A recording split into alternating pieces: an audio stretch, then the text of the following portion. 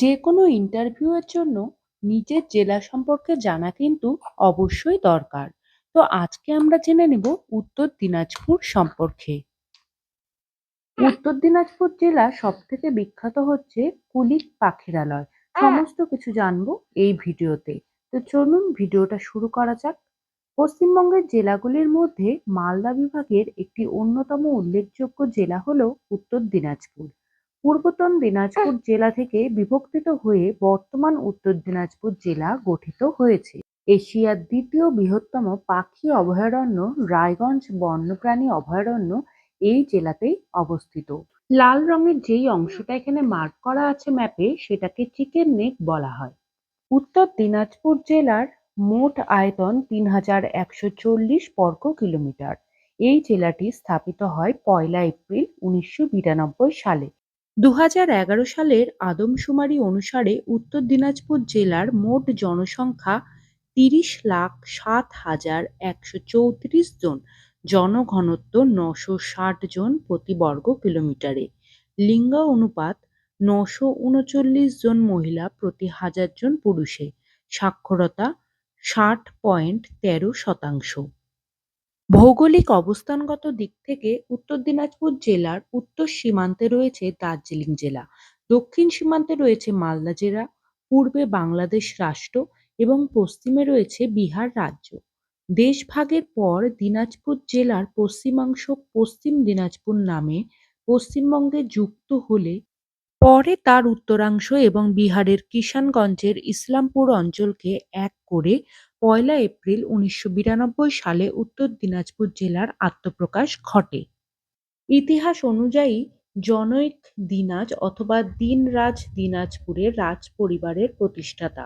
তার নাম অনুসারেই রাজবাড়িতে অবস্থিত মৌজার নাম হয় দিনাজপুর, যা বর্তমানে বাংলাদেশে অবস্থিত।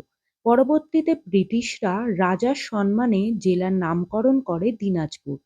জেলা সদর উত্তর দিনাজপুর জেলার জেলা সদর হলো রায়গঞ্জ। উত্তর দিনাজপুর জেলার মহকুমা দুইটি, রায়গঞ্জ মহকুমা এবং ইসলামপুর মহকুমা। অন্যান্য জেলার ভিডিওগুলো পেতে এক্ষুনি কিন্তু সাবস্ক্রাইব করে বেল আইকন প্রেস করে রাখুন, যাতে কোনো ভিডিও মিস না হয়ে যায়। উত্তর দিনাজপুর জেলার পৌরসভা ৪টি। এগুলি হলো রায়গঞ্জ, কালিয়াগঞ্জ, ডালখোলা, ইসলামপুর। ব্লক ৯টি: চোপড়া, ইসলামপুর, গোয়ালপুখুর ১, গোয়ালপুখুর ২, করণদিঘি, রায়গঞ্জ, হেমতাবাদ, কালিয়াগঞ্জ এবং ইটাহার। এই জেলায় মোট ৯টি পঞ্চায়েত সমিতি রয়েছে। গ্রাম পঞ্চায়েত রয়েছে ৯৮টি, মৌজা ১,৫০৪টি। উত্তর দিনাজপুর জেলায় মোট গ্রাম রয়েছে ১৫১৬টি, জেলা পরিষদ রয়েছে ১টি, গ্রাম সংসদ ১৬৩২টি। উত্তর দিনাজপুর জেলার মোট থানা রয়েছে ৯টি। লোকসভা কেন্দ্র রয়েছে একটি, সেটি হলো রায়গঞ্জ লোকসভা কেন্দ্র। এই জেলায় ৯টি বিধানসভা কেন্দ্র রয়েছে, সেগুলি হলো চোপড়া, ইসলামপুর, গোয়ালপুখুর, চাকুলিয়া, করণদিঘি, হেমতাবাদ, কালিয়াগঞ্জ, রায়গঞ্জ এবং ইটাহার। পশ্চিমবঙ্গের উত্তরের সমভূমি অঞ্চলের অন্তর্গত এই উত্তর দিনাজপুর জেলার প্রাকৃতিক সৌন্দর্যও অপরূপ। এই জেলার উত্তরাংশকে তাল বলা হয় এবং দক্ষিণাংশ লাল রঙের প্রাচীন পলিমাটি দ্বারা গঠিত, কিছুটা বন্ধুরতাযুক্ত, মাঝে মাঝে টিলাযুক্ত, যা বরেন্দ্রভূমি নামে পরিচিত। জেলাটি সাধারণভাবে সমতল হলেও উত্তর থেকে দক্ষিণে সামান্য ঢালু, ফলে প্রধান প্রধান নদীগুলির অভিমুখও উত্তর থেকে দক্ষিণমুখী। উত্তর দিনাজপুর জেলায় বসবাসকারী অধিকাংশ মানুষদেরই প্রধান ভাষা হলো বাংলা, তবে এই জেলায় উর্দু, হিন্দি, সুরজাপুরি, সাঁওতালি, সাদ্রি, সাভারা প্রভৃতি ভাষাও প্রচলিত। উত্তর দিনাজপুর জেলার মধ্যে দিয়ে প্রবাহিত নদীগুলির মধ্যে উল্লেখযোগ্য নদীগুলি হল কুলিক, নাগর, মহানন্দা, করতোয়া, শ্রীমতী, গোবরা, ফুলহার ইত্যাদি। উত্তর দিনাজপুর জেলার জলবায়ু উচ্চ আর্দ্রতা, প্রচুর বৃষ্টিপাত, শীতকালীন অধিক ঠান্ডা এবং গ্রীষ্মকালীন অধিক গরম বৈশিষ্ট্যযুক্ত। উত্তর দিনাজপুর জেলার অনুকূল পরিবেশে কৃষিকাজও অনেক ভালো হয়। এই জেলায় ধান, গম, ভুট্টা, পাট থেকে শুরু করে বিভিন্ন রকমের শাকসবজি ও ফলমূল উৎপাদিত হয়। এই জেলার কলেজগুলি হলো Raiganj university, Raiganj government medical college, Raiganj polytechnic college, Islampur government polytechnic college, Raiganj Surendranath Mahavidyalaya, Islampur college, Kaliaganj college, Raiganj BEd college ইত্যাদি। উত্তর দিনাজপুর জেলায় পরিবহন ব্যবস্থা হিসাবে উন্নত সড়কপথ তো রয়েছেই, সাথে রেলপথও রয়েছে। এই জেলার উল্লেখযোগ্য কয়েকটি রেল স্টেশন হলো রায়গঞ্জ রেল স্টেশন, রাধিকাপুর প্রান্তিক rail station, Alubari road rail station, Dalkhola rail station প্রভৃতি। বর্তমানে উত্তর দিনাজপুর জেলাটিতে বিমানবন্দর বা বিমান পরিষেবার ব্যবস্থা না থাকলেও রায়গঞ্জে একটি বিমানবন্দর নির্মাণের পরিকল্পনা রয়েছে। উত্তর দিনাজপুর জেলার মাত্র 10 বর্গ কিলোমিটার ক্ষেত্রফল বনভূমি দ্বারা আচ্ছাদিত। বনভূমিগুলো জেলার বিভিন্ন প্রান্তে অবস্থান করলেও কুলিক নদীর তীর বরাবর ও জেলাটির দক্ষিণ প্রান্তে বেশি অবস্থিত। কুলিক পাখিরালয় এই জেলার একটি অন্যতম আকর্ষণ। এই জেলায় রয়েছে এশিয়ার দ্বিতীয় বৃহত্তম পাখি অভয়ারণ্য রায়গঞ্জ বন্যপ্রাণী অভয়ারণ্য, যা কুলিক পাখিরালয় হিসাবেও পরিচিত। দর্শনীয় স্থান এখানে প্রধান কুলিক পাখিরালয়, যেটি সম্পর্কে এক্ষুনি আমি আলোচনা করলাম।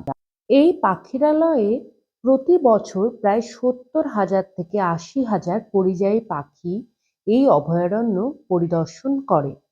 এই পাখিরালয়ে 164 প্রজাতির পাখির আবাসস্থল রয়েছে। আবাসিক পাখিদের মধ্যে প্রধানত রয়েছে বগলা, পানকৌড়ি, শামুকখোলা, ফিঙে, দোয়েল, পেঁচা, কাঠঠোকরা, কিংফিশার এবং আরও অন্যান্য।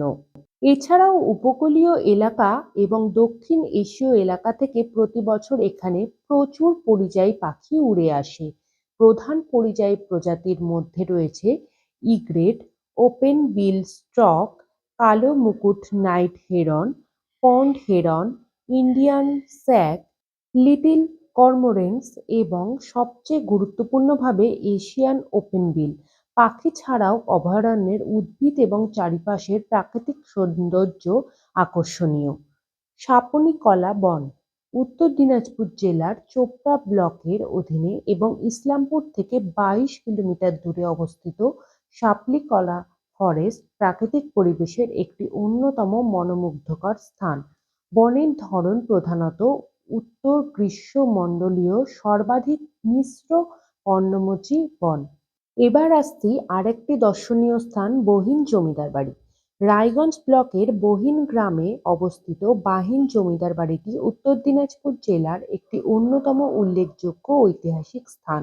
রায়গঞ্জের নাগর নদীর তীরে বাহিন জমিদার ঈশ্বরচন্দ্র চৌধুরী বাড়িটি নির্মাণ করেছিলেন।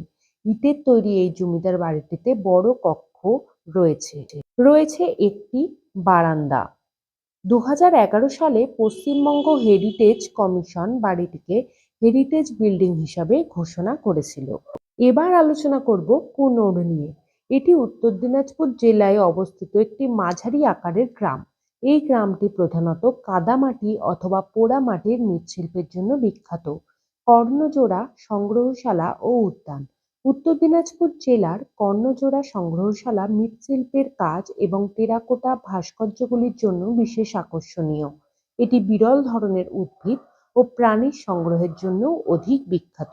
ভিডিওগুলো যদি হেল্পফুল মনে হয় এবং জেলা সংক্রান্ত আরও এরকম ভিডিও পেতে চ্যানেলটাকে সাবস্ক্রাইব করে বেল আইকন প্রেস করে রাখবেন।